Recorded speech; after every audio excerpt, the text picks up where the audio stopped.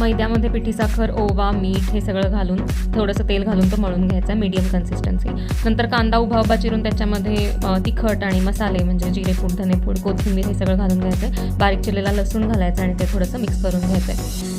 त्याच्यानंतर हे अशा प्रकारचं दिसतं आणि मग आपल्याला थोडे बटाटे उकडून घ्यायचे आहेत आणि ते बटाटे मॅश करून मग ह्या कांद्याच्या मिश्रणामध्ये मिक्स करून घ्यायचे आहेत. हे व्यवस्थित मीडियम कन्सिस्टन्सीचं असलं पाहिजे, थोडंफार सॉलिड पण कन्सिस्टन्सी आपण म्हणू शकतो ह्याला. आणि हे आपल्याला नंतर ॲज अ स्टफिंग म्हणून वापरायचं आहे. त्याच्यानंतर मैद्याचा एक मोठा गोळा करून घ्यायचा आहे आणि तो थोडंसं पीठ घेऊन त्याच्यावरती तो लाटून घ्यायचा आहे. एक गोल पोळी मोठी लाटायची आहे आणि अशीच आपल्याला नंतर दुसरी पोळी पण करून घ्यायची आहे. तर छान आणि जास्त पातळ नाही लाटायचं आहे हे, थोडंसं मीडियम त्याची थिकनेस ठेवायची आहे. आणि त्याच्यानंतर आपण जे सारण केलेलं होतं बटाटा, कांदा आणि बाकी मिश्रणाचं, ते थोडंसं तूप लावून ह्याच्यावरती पसरून घ्यायचं आहे छान पद्धतीने. हे सगळीकडे पसरलं गेलं पाहिजे, तरच जे आपण पुढे जाऊन रोल करणार आहे त्याच्या प्रत्येक रोलमध्ये ते व्यवस्थित सारण येईल.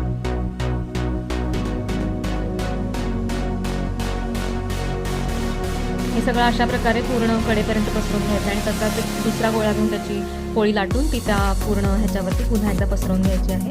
आणि मग सुरीने ह्याचे काप करायचे आहेत. तुमच्या आवडीनुसार तुम्ही त्याचा साईज ठेवू शकता.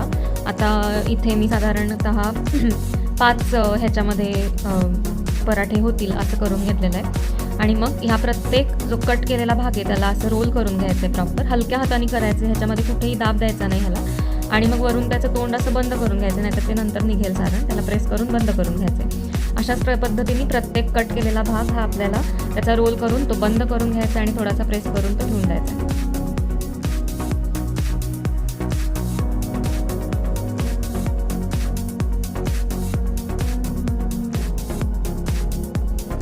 आता जे काही आपण रोल केलेले आहेत त्यातलाच एक रोल घेऊन थोडंसं पीठ लावून तो आपल्याला अशा पद्धतीने लाटण्याने तो लाटून घ्यायचा आहे.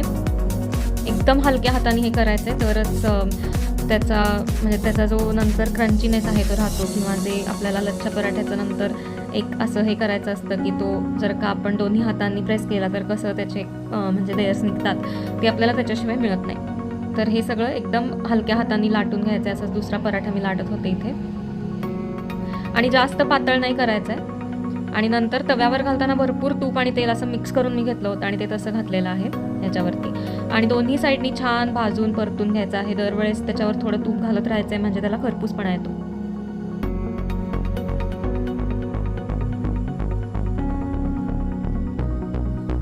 आता अशा पद्धतीने एक पराठा आता इथे होत आलेला आहे, लच्छा पराठा. थोडंसं कडकपेक्षा थोडा कमी ठेवायचा, पण फार सॉफ्ट नाही करायचा. आणि अशा पद्धतीने तो इथं काढून घेतलेला आहे.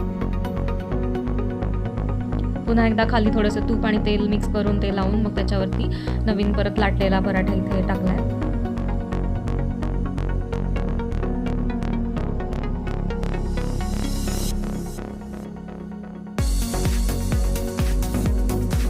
पुन्हा इथे व्यवस्थित तूप लावून तो पुन्हा एकदा छान दोन्ही साईडनी भाजून घेतलेला आहे.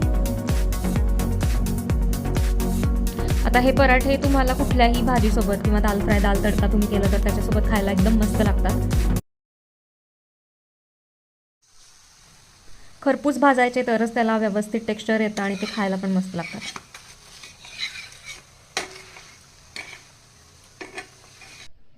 आता इथे मी करून दाखवलंय जसं हॉटेलमध्ये करतात, तर इथे पण ते झालेलं आहे. आपण ज्या पद्धतीने रोल करू त्या पद्धतीने ते तसे नंतर त्याचे लेयर्स निघणार आहेत. तर हा आहे फायनल लुक.